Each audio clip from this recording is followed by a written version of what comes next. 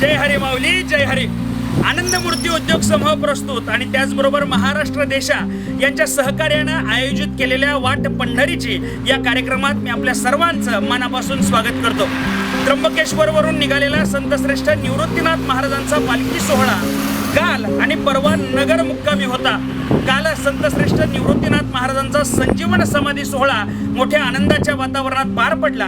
त्यामुळं संपूर्ण वारकरी वर्ग हा सुखावून गेला होता आणि याच वातावरणात आज सकाळी 11 वाजता हा सोहळा साकतकडे मार्गस्थ झाला. माऊली भक्तो, या सोहळ्यात चालणारा जो वारकरी आहे त्याला कोणत्याही सोयी सुविधांची आवश्यकता नसते. आपण मागे एकदा पाहिलं, या वारकऱ्यांना व्यवस्थेपेक्षा अवस्थेची आवश्यकता असते आणि म्हणूनच हा वारकरी पंढरीच्या दिशेने भक्तिमय वातावरणात पुढे मार्गस्थ होत असतो. परंतु या वारकऱ्यांच्या मनातल्या भावना काय आहेत, पांडुरंगाविषयी याची भक्ती नेमकी काय आहे, हे आपण जाणून घेणार आहोत हरिभक्त पारायण समाधान महाराज शर्मा यांच्याकडून. चला तर मग संत श्रेष्ठ निवृत्तीनाथ महाराजांच्या या सोहळ्यामध्ये त्र्यंबकेश्वरावरून निघालेला हा दिव्य सोहळा पंढरपूरच्या दिशेनं वाटचाल करतोय आणि पंढरपूरच्या दिशेनं चालत असलेली ही वाटचाल आत्ता ओघामध्ये चालत असलेले हे वारकरी विठुरायाच्या दर्शनाची भेट आणि विठुरायाला कडकडून मारायला मिठी या दोन भावनेनं आतुर झालेले.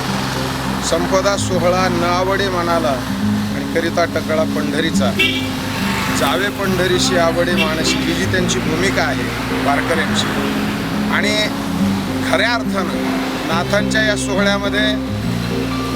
सोहळ्यामध्ये सहभागी होणारे जे वारकरी आहेत किंवा माऊलींच्या सोहळ्यामध्ये सहभागी होणारे जे वारकरी आहेत, महाराष्ट्रभरातून कानाकोपऱ्यातून येणारे हे वारकरी पंढरीच्या दिशेनं जात असताना स्वतःची गैरसोय म्हणजे स्वतःची सोय आहे त्या भूमिकेत जगत असताना ऊन, वारा, पाऊस याची तमा न बाळगता रस्त्यावर ओल्यामध्ये झोपून मिळेल ते खाऊन पंढरपूर कधी दिसेल आणि कधी आम्ही आमच्या साधू संतांच्या सह विठुरायाचं दर्शन घेऊन त्याच्या पायावर आपली सगळी सुखदुःख सांगू आणि आपल्या सुखदुःखाचं वर्णन त्यांच्या पायावर आपण करू, अशा भावनेनं निघालेले हे जे वारकरी आहेत, या वारकऱ्यांच्या चेहऱ्याकडे बघताना असं लक्षात येतं की वारकरी संप्रदायामध्ये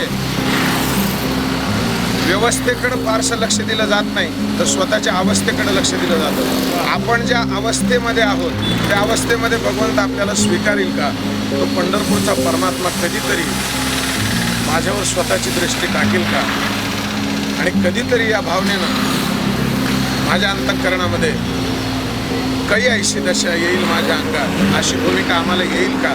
या भूमिकेमध्ये स्वतःला गुंतवून घेणारा हा वारकरी एक शबनम, खऱ्या अर्थानं सांगायचं झालंच तर 15 रुपयाचे पेढे, 10 रुपयाचा हार, 1 रुपयाचं चप्पल ठेवणाऱ्याला दिलेला 1 रुपया, अशा 16 ते 20 रुपयामध्ये आपल्याला देव भेटेल का, अशा भूमिकेमध्ये आजकालची जगणारी माणसांची पद्धती आहे. परंतु स्वतःच्या कुटुंबाचा भार घालून या भार रागिलो निश्चिंत आणि निरविले संती विठोबाशी, अशा भूमिकेनं संसार सगळा सोडून संसाराकडे लक्ष न देता आपल्या गावातील शेतीचा विषय असेल, गुराढोरांचा विषय असेल, लेकराबाळांचा विषय असेल, तो सगळा डोक्यातून बाजूला काढून एकच एक फक्त विठ्ठलाच्या पायाची भेट आणि विठ्ठलाच्या पायाचं दर्शन या भूमिकेनं निघत असलेले हे वारकरी संप्रदायाचे सोहळे.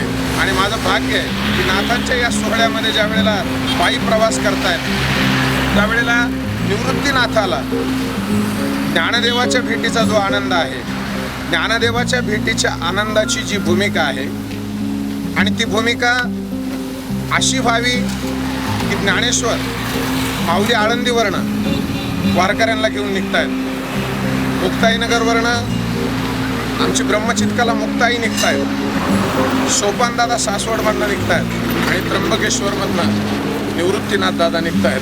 ही 4 भावंड ज्यांना तत्कालीन लोकांनी त्यावेळेला अतिशय त्रास दिला, पण आज लाखो वारकऱ्यांना सोबत घेऊन, साधू लोकांना सोबत घेऊन ही साधू भूमिका अंतःकरणात ठेवून वारी व्हावी.